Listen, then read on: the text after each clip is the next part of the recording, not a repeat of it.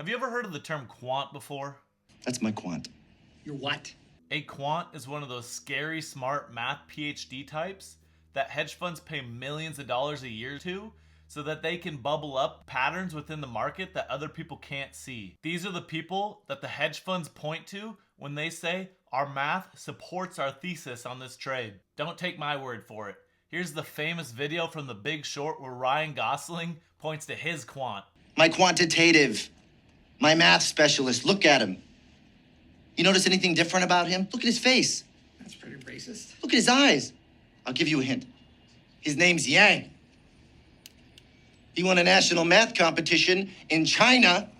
He doesn't even speak English.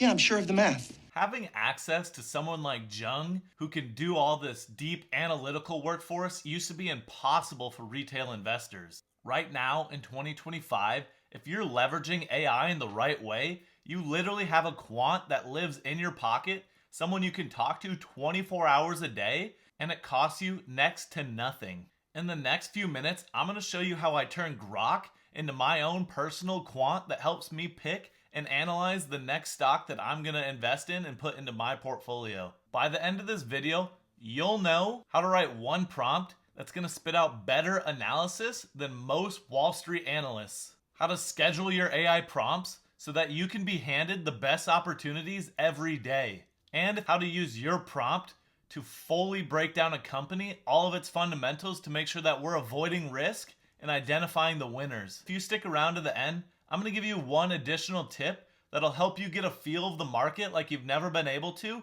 and how to turn that into massive profits. Let's start with the foundation. Step one, we need to actually learn how to talk to our quant so it sounds like a $5 million hedge fund employee. For me, I'm going to use Grok because I feel currently it's the most unbiased, but you're welcome to use any of the other frontier models. The prompt framing that you use is going to be so important because the quality of the questions you're posing to your quant is going to directly relate to the quality of the answers that you're getting.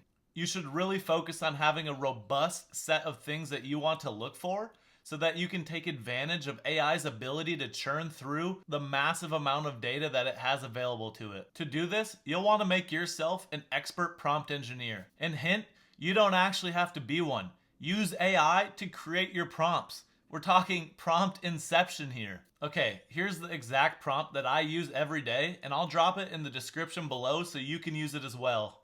I don't want to bore you and go through every line of this prompt, but what I do want to do is give you the high level so you can understand what it is doing and how you can build one to do the same.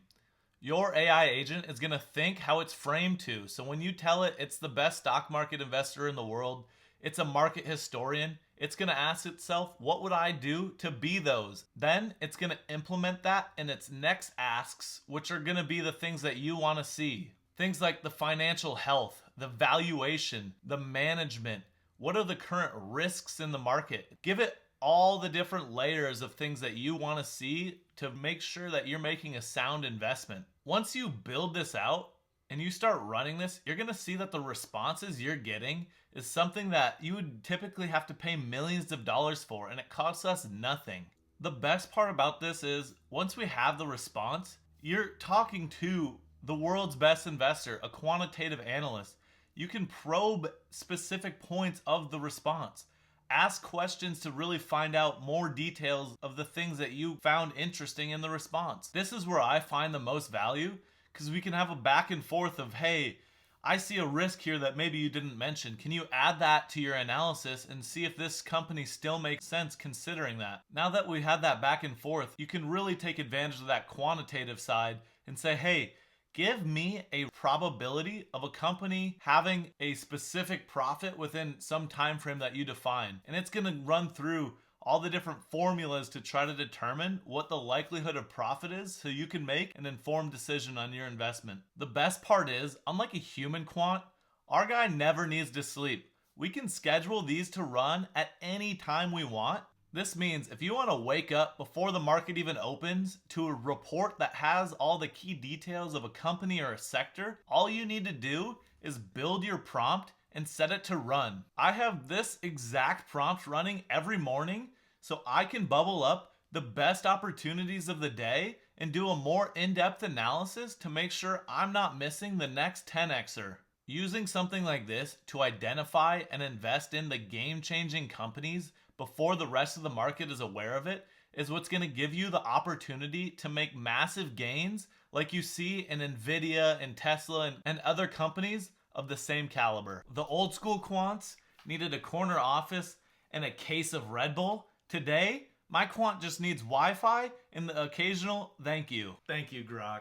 Once we've bubbled up a few stocks that we want to look at, I like to use this prompt to get a really deep analysis of the fundamentals of the company. At this point, I do want to stress the importance of making your own investment decisions and using this quant as a tool to keep you informed about a company and not to make the ultimate decision for you. Ask your quant deeper questions, have that back and forth, and use that information so you're properly informed on your next investment.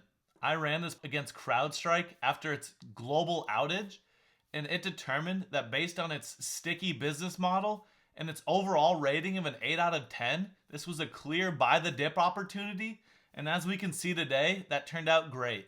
If you made it this far into the video, go ahead and smash the like button and subscribe so you can see more related content.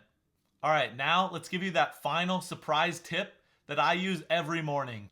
I ask Grok to give me any news that could impact specific companies or sectors in the last 24 hours. This is so critical because it helps bubble up any changes in the market that enable me to make investments in companies before everyone else is aware of it. If you're early on a trend and you're investing, you're using that information arbitrage to really build a position before the rest of the market can catch up. This investment strategy was made popular by Chris Camello from Dumb Money, where you go into an investment knowing that you have information before the rest of the market does. Essentially, you buy when there's an information imbalance, and once the market has realized that information and there's parity, that's when you exit that position.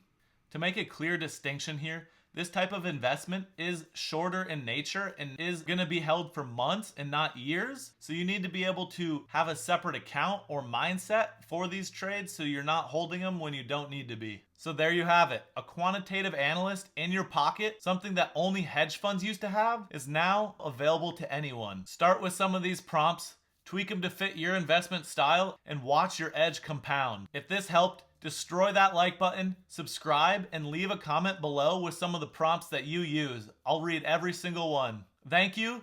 Go turn your phone into a money printer, and I'll see you in the next one.